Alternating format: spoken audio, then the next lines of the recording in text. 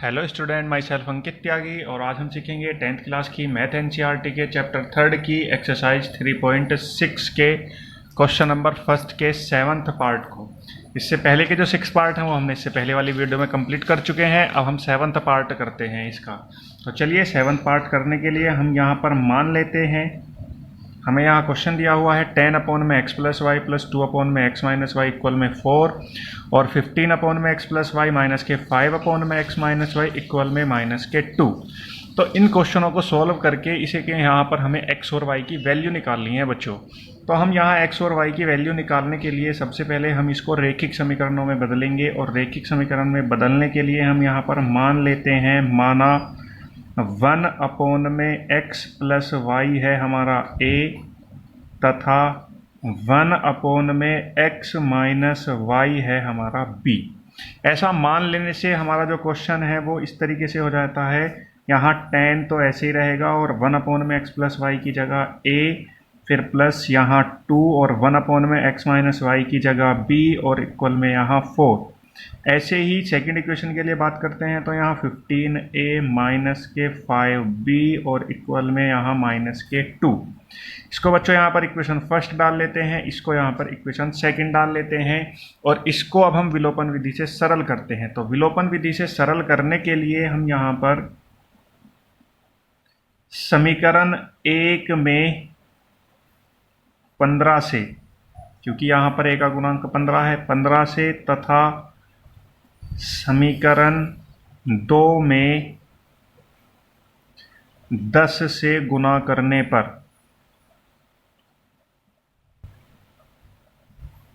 तो चलिए बच्चों गुना करते हैं। तो 15 की 10 में गुना करते हैं तो 15 की 10 से गुना करते हैं तो 150 a प्लस 15 की 2 में गुना करते हैं तो 15 दूनी 30 b प्लस 15 चौके 60। फिर 10 की 15 में गुना करते हैं तो यहाँ भी 150 a माइनस 10 की 5 में करते हैं तो 50 b और यहाँ 10 की माइनस 2 में करते हैं तो माइनस के 20।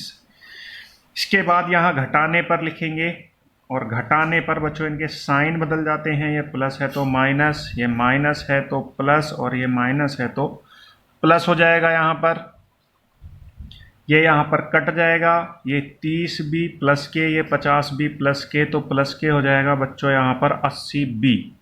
यहाँ पर प्लस के 60 प्लस के 20 तो ये भी प्लस के 80 हो जाएगा। तो b की वैल्यू हो जाती है यहाँ 80 के अपोन में, यहाँ 80 से 80 कट जाता है तो b की वैल्यू हो गई बच्चों यहाँ पर 1। इस b के मान को हम समीकरण 1 में रखते हैं और a का मान निकाल लेंगे बच्चों हम यहाँ पर। b का मान समीकरण 1 में रखने पर,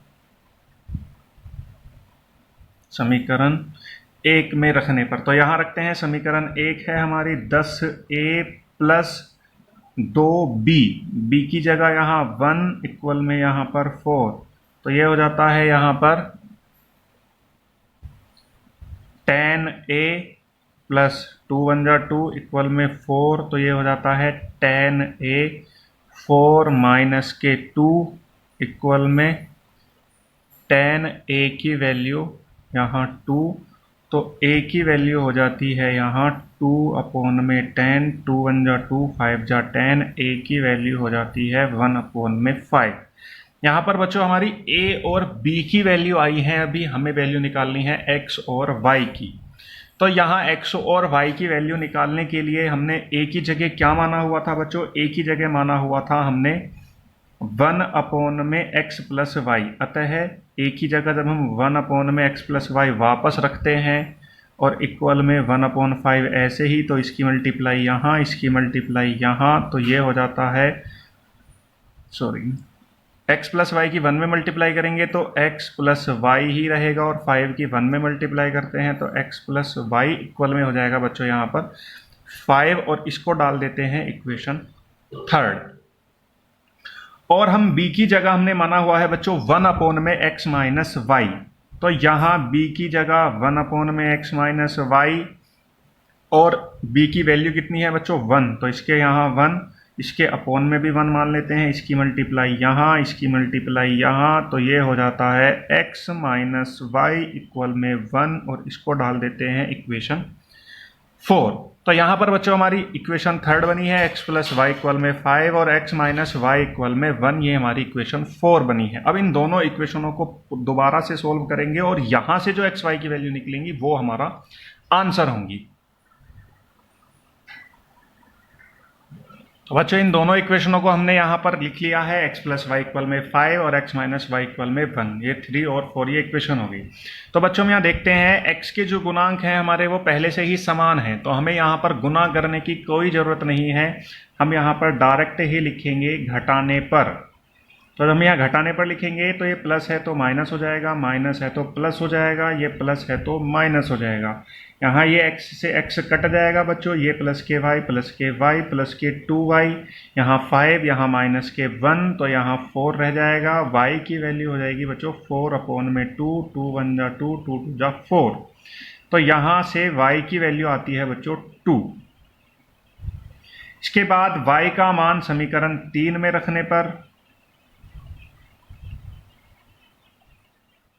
समीकरण 3 में रखने पर तो यहाँ से बच्चों फिर x की वैल्यू निकल जाएगी। तो यहाँ लिखते हैं x तो ऐसे ही प्लस y की जगह 2 इक्वल में 5। तो x की वैल्यू 5 माइनस के 2, तो x की वैल्यू हो गई बच्चों यहाँ पर 3। तो यहाँ हमारी x की वैल्यू 3 और y की वैल्यू हो गई बच्चों 2। ये हमारा 7th पार्ट कंप्लीट हो गया। इसी तरीके से बच्चों हम इसका नेक्स्ट पार्ट करते हैं। नेक्स्ट पार्ट में दिया हुआ है 1 अपॉन में 3x plus y plus 1 upon में 3x माइनस वाई इक्वल में 3 अपॉन में 4 और 1 अपॉन में 2 3x प्लस वाई माइनस के 1 अपॉन में 2 3x माइनस वाई इक्वल में माइनस के 1 अपॉन में 8। तो इसको भी सबसे पहले हम रैखिक समीकरण में बदलेंगे बच्चों, और रैखिक समीकरण में बदलने के लिए हम यहाँ पर मान लेते हैं, माना 1 अपॉन में 3x प्लस वाई जो है वो है a के बराबर, और 1 अपॉन में 3x माइनस के y वो है हमारा b के बराबर। बच्चों हमें यहाँ पर पता कैसे चल रहा कि हमें किसको मानना है, तो यहाँ जो अपोन में लिखे हुए होंगे ना एक जैसे, देखो जैसे 3x प्लस वाई यहाँ भी है और 3x प्लस वाई यहाँ भी है, तो इसको हमने a मान लिया, और 3x माइनस वाई यहाँ भी है और 3x माइनस वाई यहाँ भी है, तो इसको हमने यहाँ पर b मान लिया। ठीक है बच्चों, तो चलिए अब इसको यहाँ पर वैल्यू रखते हैं। तो 1 अपॉन में 3x प्लस वाई की जगह a, फिर प्लस 1 अपॉन में 3x माइनस वाई की जगह b, और इक्वल में यहाँ 3 अपॉन में 4, इसके अपॉन में 1, इसकी यहाँ मल्टीप्लाई और इसकी यहाँ मल्टीप्लाई, तो ये हो जाता है 4a प्लस के 4b इक्वल में 3, इक्वेशन फर्स्ट।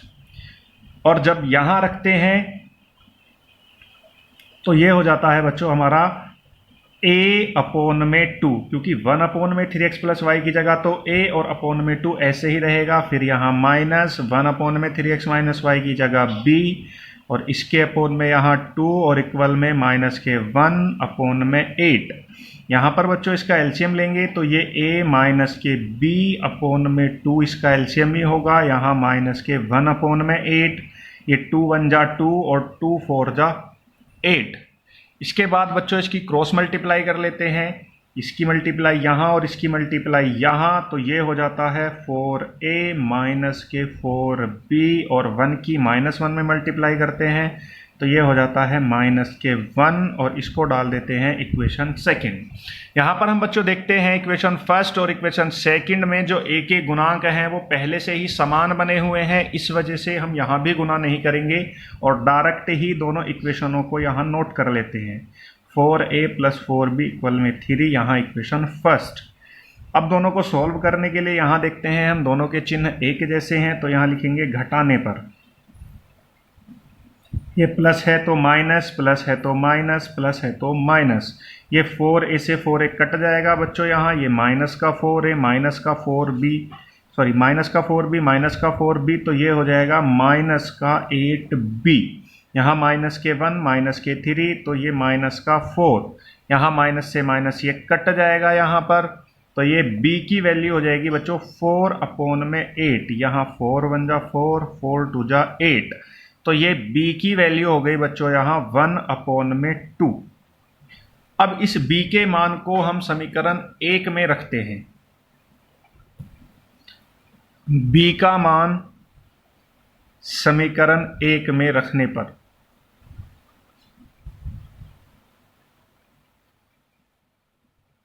रखते हैं बच्चों, तो यहां पर ये 4a प्लस 4b की जगह 1/2 इक्वल में 3, तो 2 1 जा 2, 2 2 जा 4। यहाँ पर ये 4a प्लस 2 इक्वल में 3, तो ये 4a 3 माइनस के 2, तो a की वैल्यू 3 में से 2 जाएगा 1 और 4 यहाँ इसके अपोन में आ जाएगा, तो a की वैल्यू हो गई 1/4। अब हमें बच्चों यहाँ x और y की वैल्यू निकालनी है, तो इनकी वापस वैल्यू रखते हैं। तो a की वैल्यू मानी हुई है बच्चों हमने 1/3x प्लस वाई, तो a की जगह 1/3x प्लस वाई और इक्वल में यहाँ 1/4, इसकी क्रॉस मल्टीप्लाई करते हैं। तो यहाँ पर 3x प्लस वाई इक्वल में 4, ये हमारी इक्वेशन थर्ड। और b की वैल्यू मानी हुई है बच्चों हमने यहाँ पर 1/3x माइनस वाई, और b की वैल्यू आई है हमारी 1/2, तो 1/3x माइनस के y इक्वल में हो गया हमारे 1/2। इसके बाद इसकी क्रॉस मल्टीप्लाई करते हैं हम, यहाँ इसकी मल्टीप्लाई यहाँ, इसकी मल्टीप्लाई यहाँ, तो 3x माइनस के y इक्वल में हो गया यहाँ पर 2। ये हो गई इक्वेशन 4। यहाँ भी बच्चों हम देखते हैं हमारे ये जो कोफिशिएंट है, यहाँ x का गुणांक और यहाँ भी x का गुणांक दोनों समान है, तो यहाँ भी हमें गुना करने की कोई ज़रूरत नहीं है, हम डायरेक्ट ही यहाँ पर इक्वेशन लिख लेते हैं। 3x प्लस वाई इक्वल में 4, इक्वेशन थर्ड। यहाँ पर फिर घटाने पर तो ये प्लस है तो माइनस हो जाएगा, प्लस है तो माइनस, प्लस है तो माइनस, ये यहाँ कट जाएगा, ये माइनस के y, ये माइनस के y, माइनस के 2y, यहाँ प्लस के 2, माइनस के 4, तो यहाँ माइनस के 2, माइनस से यहाँ माइनस कट जाएगा बच्चों, तो यहाँ से y की वैल्यू जो होगी हमारी वो होगी 1। अब इस y के मान को हम रखते हैं बच्चों समीकरण 3 में। y का मान समीकरण 3 में रखने पर,